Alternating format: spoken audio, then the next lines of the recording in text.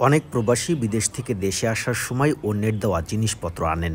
তবে যদি অন্যের দেওয়ার জিনিসপত্র এনে থাকেন তাহলে এই ব্যক্তির মতো আপনিও বিপদে পড়তে পারেন। চলুন ঘুরে আসি আর দেখে আসি কেন বিদেশ থেকে আসার সময় কারো দেওয়া জিনিসপত্র নিবেন না আপনারা। আসলে আপনি কোন দেশ থেকে আসছেন? আমি স্যার বাংলাদেশ থেকে দুবাই ভিজিটে গেছিলাম ঘুরতে। আচ্ছা, ওইখান থেকে আবার দুবাই থেকে আপনি দুবাই থেকে আর কি আসছেন। আপনার কাছে যে কোনো একটা পক্ষ আর কি স্বর্ণ দিছিল আর না, কোনো গোল্ড দেয়নি স্যার। দুইটা মোবাইল, একটা ল্যাপটপ ওরা বাহির থেকে দিছে। দেওয়ার পরে ভিতরে যাই, ওদের লোকের কাছে ওরা গোল্ড দিছে। ওই লোকের ওই লোক দুইটা আমারে বলছে আপনি এখানে স্মোকিং রুমের মধ্যে বসেন, আমরা ফ্লাইট কনফার্ম করে আসতেছি, ফ্লাইট দেরি আছে। এটা বলে আমরা ফ্লাইটটা তারা মিস করাইছি। আমি অনেক কান্নাকাটি করছি আসার জন্য, ওই দেশে ফুটেজও আছে এগুলো। ওনারা আমার কয় ভাই মিস হয়ে গেছে, আর নতুন করে রিটার্ন টিকিট কাটতে দিব। আপনাকে কত টাকা দিতে চাইছিল? এই যে মাল আমার কোনো টাকা দেয়নি। পরে ওনাদের সাথে যোগাযোগ করছে, মানে কোনো টাকার কন্টাক্ট হয়েছিল না? আপনি শুধু শুধু নিয়ে আসবেন? আমারে বলছে যে ভাই আপনি নিয়ে যান, আমাদের লোক আপনার খরচা লেগে টাকা দিয়ে দিব না। আমি বলছি আমার টাকা লাগবে না, দেন আমি দিয়ে দিব না, সমস্যা নেই। আচ্ছা ঠিক আছে, কারণ ভাই টাকার লোভে তো এই সমস্ত কাজ করুম না। হ্যাঁ, তারপরে পরে মনে করেন আমি বললাম যে ভাই এখন ফ্লাইট মিস করছি, এখন কেমনি কি করুম।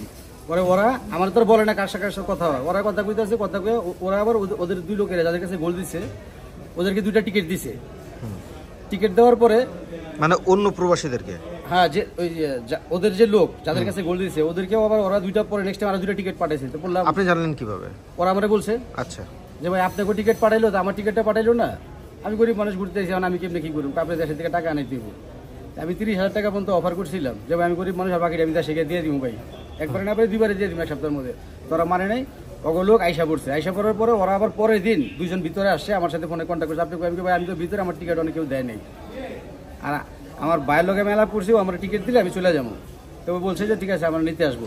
আমার সাথে আপনার ফ্লাইট মিস করালো কারা? ওরাই মিস করেছে, আর আমি তো আর স্যার চিনি না। আচ্ছা, তারপরে এখন আপনি তো এখন দেশে আসছি। আচ্ছা, ওদের দুইটা মোবাইল, একটা ল্যাপটপ যা আমার কাছে দিয়েছিল ওরা ভিতর থেকে ওই দেশের থেকে নিয়ে নিছে ভিতরে ঢুকে। আচ্ছে, এখন এখানে আসার পরে বলতেছে ওদের লোক নাকি বলছে ওদের যে দুইটা গোল্ডের আসলে এগুলো নাকি আমাদের কাছে দিয়েছে, পুরাটা মিথ্যা কথা। এবং ওরা আমারে ওদের ওই দেশের ইমিগ্রেশন অফিসে বারবার যাওয়াইছে, এগুলো বয়স সাথে দেখেন মোবাইলে যে আপনি দেখেন। ওরা বলছে কি ওদের লোক ওদের ভাই ওদের কাছেই বলছে, ওদের এলাকার ভাই, গ্রামের একই গ্রামের। ওরা বলছে যে ওদের মাল নাকি ইমিগ্রেশন পুলিশ রাইখা দিছে। এখন আবার ওরা বলে ওই মাল নাকি আমগো কাছে দিছে। এটা পুরোটাই সাজানো নাটক স্যার। এখন আপনি দেশে এসে মানে এখানে এপিবিএন এর কি হেল্প চাইলেন? আমি আমার নিজের আত্মরক্ষার আমি হেল্প চাইছি। আমি বাইরে বেরিয়েছি, পরে আমার 20-25 জন স্যার ঘিরে ধরছে, আমার এখান থেকে উঠাই নিয়ে যাবো। আমি দুইটা মহিলা আমার ডাইরেক্ট বলছে এই বাবা তুমি এখান থেকে বেরিও না, তুমি একটা জোরে চিৎকার দাও বা তুমি ভিতরে চলে যাও, স্যাররা তোমার সহযোগিতা করবো।